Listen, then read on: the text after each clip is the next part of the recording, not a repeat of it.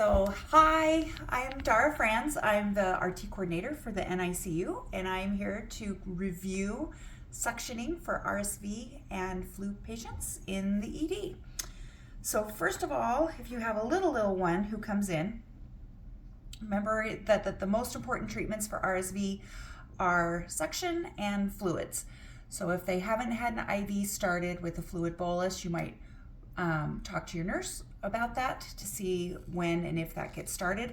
And remember, after the fluid bolus is in, you might have to suction more because it will loosen those secretions up and become more fluid so they won't be as stuck. RSV is a tough virus for kids because their airways are pretty small and the secretions are really thick. So that's one of the reasons why they end up having to come in to need mechanical suction and oxygen. So when you do your review, you're going to watch how your kid's breathing. You'll probably see some retractions, either substernally, intercostally, could be suprasternal, probably some nasal flaring. They usually have that telltale sign of snot coming down their face, knowing that they're overwhelmed with their secretions. The likely story from mom is that they've been fussy, they've been tired, and they're not eating well. So when you look at their diaper counts, and if you ask about how many wet diapers they've had, it's usually much less than what is normal. So that's how you know they've become overwhelmed with the infection. So for suctioning, you're going to use this guy first, this little sucker. Positioning wise, you can have mom hold if she wants to, and that's fine. You just need to let her know it's going to be hard, they're going to hate it, they're going to scream, but they're going to be better when they're done.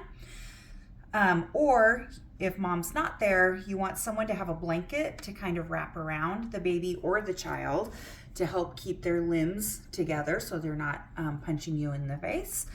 And so you want to secure them down here. I always put one hand on the forehead and the chin so that I can track with them while they squirm.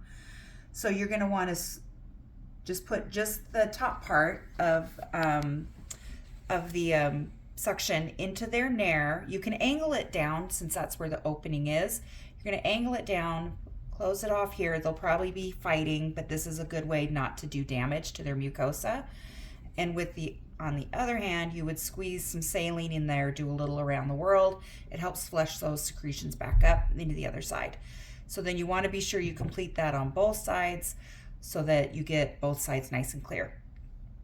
These might be something you'll see around. This is also the same type of suction, but it's self-limited by where the bulb is. Oftentimes I've seen people good-naturedly try to get more secretions back towards the back by really trying to push this catheter down in the nair, and that just creates damage and more edema. So that is not best practice. It's just to put it just inside the nair right there. So you can see by doing this way, it's self-limited, so you can't create more damage by trying to shove it in further than it should go. The downfall of this one is that you can't really use it in the mouth because the bulb's pretty big. It makes them gag. Whereas this one, you could finish up by suctioning out the mouth real quick if you needed to.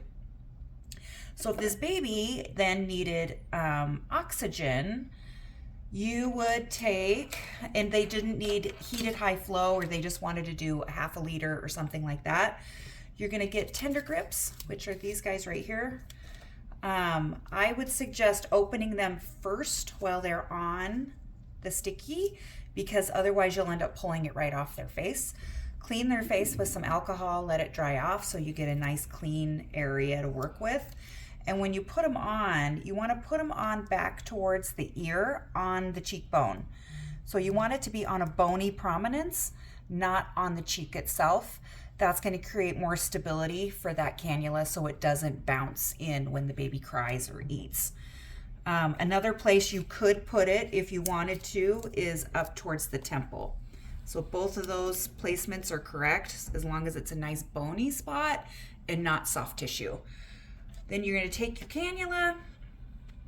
I usually do a little outward roll with it so that when it comes in, it rolls in and then it secures down under the top part of the plastic on the tender grip, just like that. So it gets secure in there. You put these always behind the head when it comes to an infant. If you put them underneath, they'll pull them right back off. So always secure it kind of behind their head. If you do this and you come back and they're still retracting and have an increased work of breathing, you could get an order for NP suction.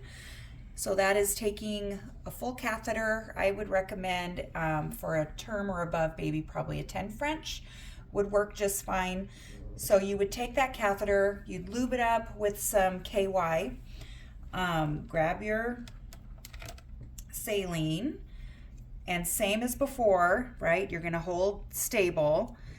And when you go in, you're just gonna go in, turn that corner, drop down a couple of centimeters. And if you envision that, that catheter should be kind of right in this area in that oropharynx. I drop a couple of salines in that same side, suction, twist a little as you come out. You'll feel it, you'll feel the gravity, which you know because you suctioned before, and pull the boogers out. So again, you want to do those to both sides. Be sure you lube it up again before you go in the other side. The biggest thing to remember is, especially with kids, when you go in, don't go up and turn. You're going to make that turn right away as soon as you go in, because that opening is right there. So if you're finding that you're going up and you're kind of jabbing, then you're going to get a bloody nose. So be sure you turn down, straight down. For peds, they can be a little stronger. So definitely recommend having them papoosed as much as you can. If you have a mom who wants to help, she can hold baby this way with arms in, holding this way. And then you can come in and hold the chin before you suction rather than the top of the head. And that helps create stability. I oftentimes will put my hand like this, and then you can track as they move. Everything else remains the same. You're gonna suction with this guy first. They're gonna hate it, and that's a good sign. So suction, do the around the world. If you need another set of hands or someone to help you with your suction, please think ahead. If you haven't done it recently or in a long time, use more people than you think you need. So if you need mom and the nurse, or if mom doesn't want to stay, maybe grab the nurse and the clerk or the CNA or another RT, whatever you have, an MA, whoever's downstairs, just because it's going to be more helpful to have them pretty well secured rather than you trying to fight and do it yourself. So same idea then, where you're going to do definitely with the bigger suction. The bigger the kid, these bulb ones really don't work as well. So I would definitely grab one of these for like a 1, 1.5, 2-year-old. So you would do your suction here, you'd grab, you do your around the world, do it the same way on the other side, and done. I mean, it really shouldn't take that much time, and you should visibly see them start to breathe easier once they stop screaming. Oxygen for these guys. So again, a regular cannula if you're using a lower flow. Heated high flow, you don't have a lot of choice of where you're going to place it. You just want to be sure you've got those the prongs inside the nares, and then you're gonna, I didn't pull it there, you're gonna pull it down. So that one secures right here. So again, with a probably 1, 1.5 up to 2-year-old, I'd put it behind their head.